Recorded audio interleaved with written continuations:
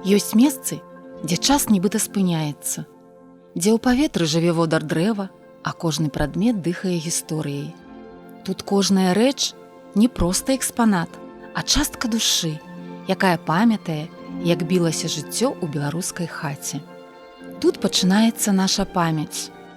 Тут захавана тое, без чаго няма будучыні. Гэта беларуская хатка. Усё пачалося ў 2006 годзе, калі школа адзначала сваё стагоддзе.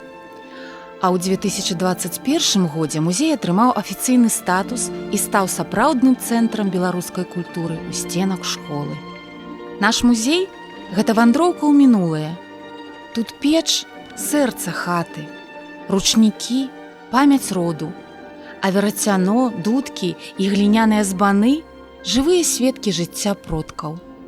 Больш за 300 экспанатаў сабралі настаўнікі, вучні і бацькі, каб адрадзіць тое, што было дорага кожнаму беларусу.